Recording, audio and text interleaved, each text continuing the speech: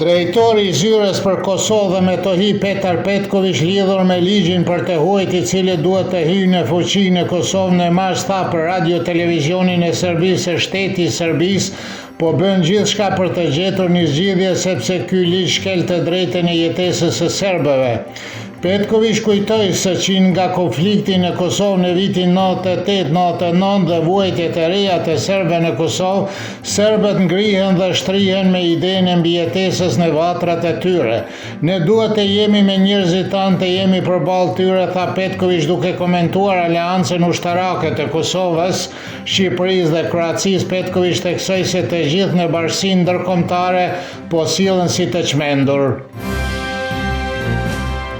Kryetari i komunës së Mitrovicës të Veriut, Milan Radojević, tha se ai së bashku me udhëheqësit e tjerë të komunave serbe biseduan me ministrin e vetëqeverisjes lokale Albert Krasniqin për problemet me të cilat po përballen në komuna sepse ato janë në një gjendje katastrofike. Ai theksoi se nuk u përmend asnjë integrim i supozuar apo statusi arsimit dhe shëndetësisë sepse këto nuk janë çështje për kryetarët e komunave, por duhet të zgjidhen në Bruksel.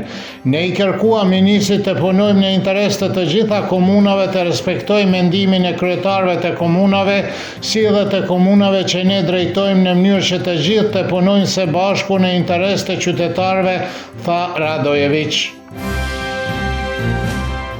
Presidenti i Serbisë Aleksandar Vučić ka mbritur në Munich ku po merr pjesë në konferencën e 62 të sigurisë së Munihit, e cila zgjat deri të dielën me 15 shkurt.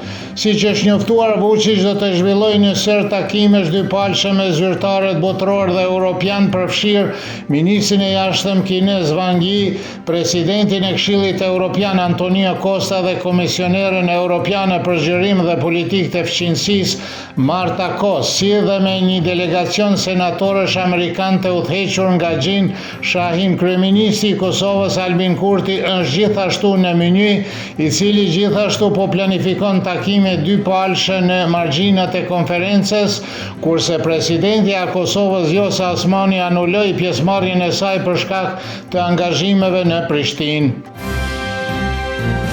Më shumë se 1000 pjesëmarrës nga më shumë se 115 vende po marrin pjesë në konferencën e këtij viti, përfshirë 60 krye shtetash, qeverish, 100 ministra të jashtëm, përfshirë edhe ministrin e punëve të jashtme të Serbisë Marko Đurić, i cili do të ketë një sër takimesh dypalëshe. Bashkëpunëtori rrugës së tretë të re Petar Donić vlerësoi se për Kosova Online se nuk është i sigurt që në konferencën e sigurisë të Munihit do t'i kushtohet shumë vëmendje rajonit tonë, i cili në një kontekst më të gjerë gëzon një farë stabiliteti, megjithëse shumë çështje nuk janë të zgjidhura. Diplomati nga Prishtina Albert Prenkaj është i një mendimi të ngjashëm dhe pret që paqja dhe siguria të ruhen në rajon tonë për shkak të pranisë së forcave të NATO-s. Ai kujtoi deklaratën e ambasadorit britanik në Prishtinë, i cili foli për të ardhmen e Kosovës me NATO-n dhe të ardhmen e NATO-s me Kosovën. Kjo sigurisht paraqet një zhvillim pozitiv të ngjarjeve jo vetëm për Kosovën, por edhe për tërë rajonin, tha Prenkaj.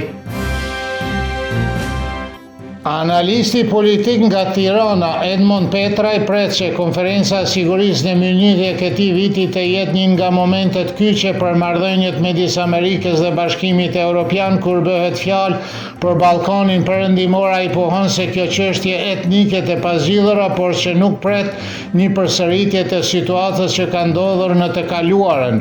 Kolegu i tij nga Shkupi, Ismet Ramadani, gjithashtu vëren se Ballkani Perëndimor nuk është temë në konferencë dhe se po diskutohen gjërë me sfidat siç janë lufta në Ukrainë, lindja e mesme, Irani, Grenlanda dhe Venezuela. Ai thot se nëse qetësohet marrëdhëniet midis Rusisë, situata në marrëdhëniet midis Serbisë dhe Kosovës do të qetësohet lehtësisht.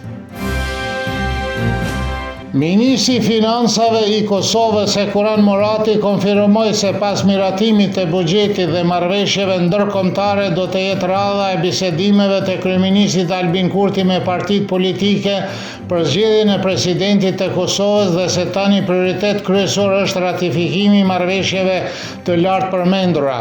Kryeministri Kurti tha dje se tani pas konstituimit të Kuvendit dhe formimit të qeverisë të mërkurën, hapi i tretë është votimi për buxhetin për vitin 2026 dhe për marrëdhëniet ndërkombëtare. Ai theksoi se pas kësaj është i gatshëm të fillojë kontaktet me partitë politike në lidhje me presidentin. Moti nesër në mëngjes do të jetë i kthjellë dhe i freskët pa mjegull, gjatë mëngjesit do të jetë me diell, ndërsa pasdite me vranësira, kështu që do të ketë shi gjatë mbrëmjes dhe natës. Era juglindore do të rritet, kështu që do të arrijë val stuhie në zonën e Koshavës. Temperatura e mëngjesit do të sillet nga 1 deri në 5, kurse ajo maksimale ditore nga 13 deri në 17 gradë Celsius.